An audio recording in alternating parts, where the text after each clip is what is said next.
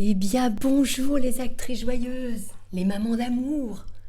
Aujourd'hui, ce que j'ai envie de partager avec vous, c'est découvre l'antidote de la peur. Oui, cette peur qui nous anime tellement plus que l'amour et que la joie. Voilà, je vais vous parler de ça aujourd'hui.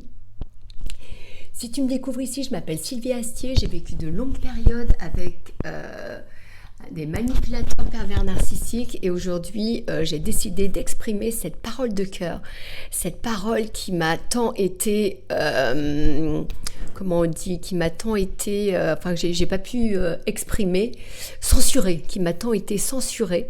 Voilà, écoute, aujourd'hui je m'exprime avec mon cœur ouvert et surtout cette envie de témoigner afin de faire cesser ces manipulateurs pervers narcissiques et surtout de les mettre en lumière afin qu'ils arrêtent afin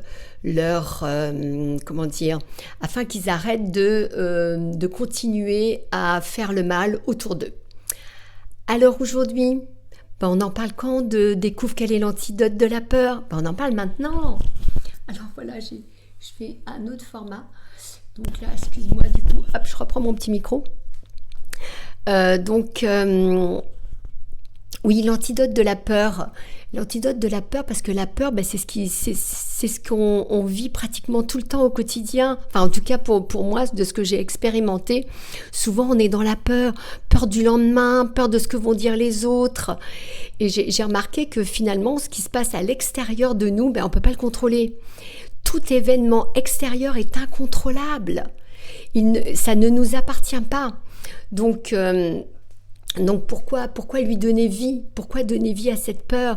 Et donc ce que j'ai trouvé, l'antidote de la peur, c'est la confiance en soi. Vraiment, c'est créer cette confiance en soi. Ça peut être aussi la foi. La foi, avoir une confiance en soi, c'est avoir foi en ce qui peut se passer à l'intérieur de nous. Donc voilà, j'avais un peu envie de partager ça avec toi. Et souvent, on se fait des scénarios et il est important de verbaliser, par exemple. Moi, des fois, je me fais des films et je me dis « Oh, l'autre, il n'a pas dit ci, ou l'autre, il n'a pas dit ça, ou il me rejette, ou elle me rejette. » Et finalement, j'en parle à la personne.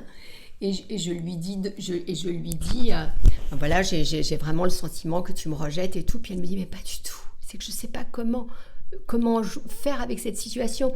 Donc voilà, j'ai vraiment aussi envie de vous encourager à verbaliser les choses, à dire son ressenti, à vraiment marcher avec son cœur ouvert et dire vraiment ce qu'on a sur le cœur, parce que peut-être que cette peur qu'on a, elle n'a vraiment pas lieu d'exister et d'être là.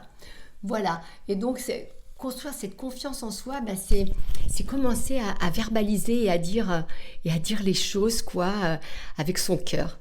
Voilà, écoute, je te souhaite une très belle journée, que le meilleur t'accompagne, que ta confiance se crée en toi autant que ta foi, parce que confiance en soi, c'est avoir foi en quelque chose de plus grand que nous, hein. En tout cas, c'est moi, c'est mon expérience. Voilà, écoute, sur ce, je te dis à très vite et que le meilleur t'accompagne. Bisous. Bye bye.